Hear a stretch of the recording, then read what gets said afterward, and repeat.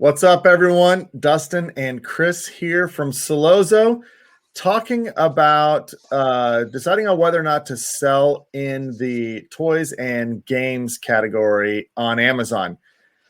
And that's always a tough decision. Where are you going to start selling? And one thing that's interesting about toys and games is it's the third largest category in terms of sellers that sell in that category. So 19% of all Amazon sellers sell in the toys and games category.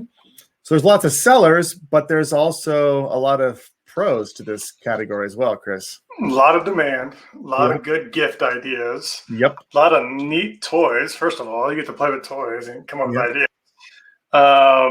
Differentiators, yes. There's a lot of things you can differentiate with the product. You can bundle products. If you sell, don't sell this. If you sell like a Nerf gun, you could package like a Nerf gun and Nerf toy or Nerf bullets together. Like you could do stuff like that. You could build a cool brand around it. I mean, this is a fun one, especially for like Q4. The amount of volume in the gift area on Q4, especially this year, 2021, it's gonna be insane. Huge. So toys and games, I would definitely look into getting in this category. Because there's a lot of demand, and it's not necessarily seasonality. It's all year round. Gifts for boys' birthday, gift for girl. Like you could be in those areas, which gives you a lot of keywords to go after, especially with your PPC. And of all categories, we're talking about every category in this sort of series that we're doing, but this category allows for a ton of innovation.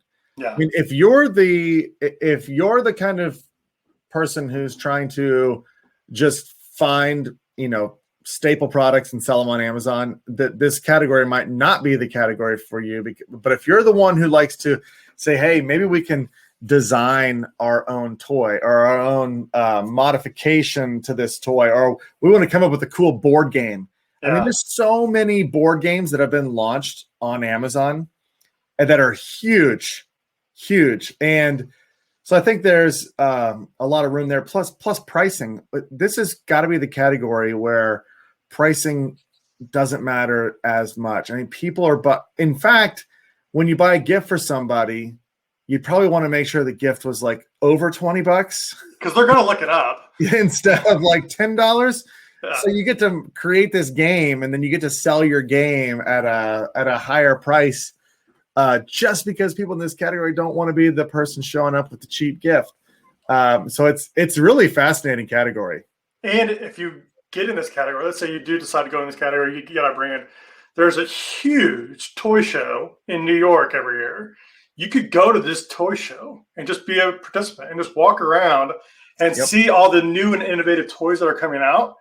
You could possibly beat those manufacturers to market with just getting ideas at that toy show. Like that would be, if I was going to be in this niche, I would be going to all those toy shows. I mean, I love going to Amazon conferences, but going to a conference that is in a category that you're in, that's where you go ahead of your competition. You're going to see what's coming up, and then you can launch those products probably faster than the manufacturer that's sitting at a booth trying to get somebody to buy it like Target or Walmart.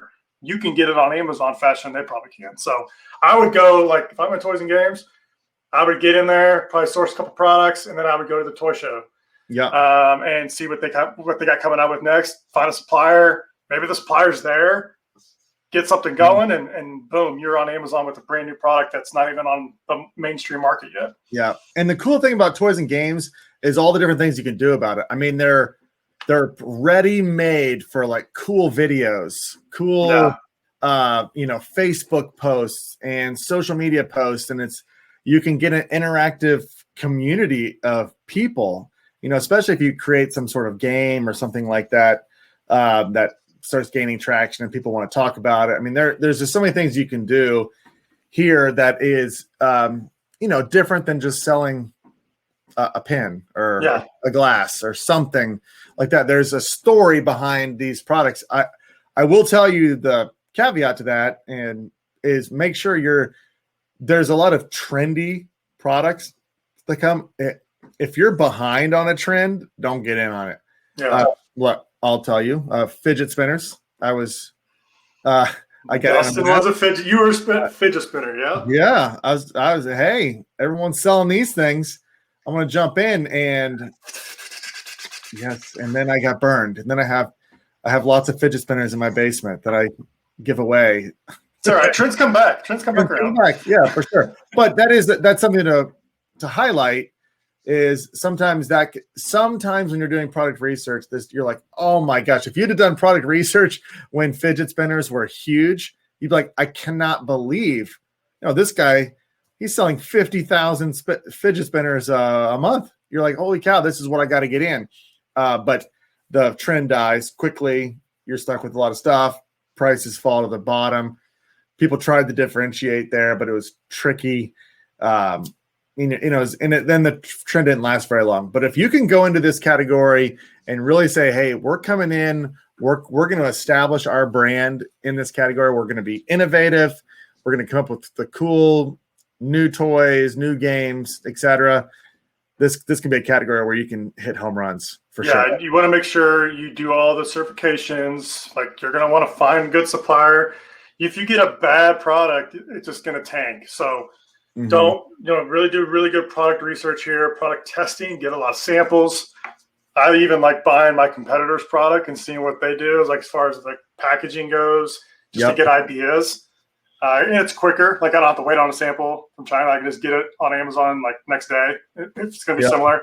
So be careful of that, but make sure you have a high quality product, because if you enroll it in the Vine program or you put it on Amazon and it goes viral and it then tanks and it's not good, people are going to know that. So product testing is super important, and also get all the right certifications. I know there's some certifications in here that you want to make sure you have. Yep. All right. Well, we hope that helps everybody if you're thinking about getting into this category. We hope this helps. We're doing this for the majority of the categories on Amazon. So we'll see you on the next category video that we do. Thanks, everybody.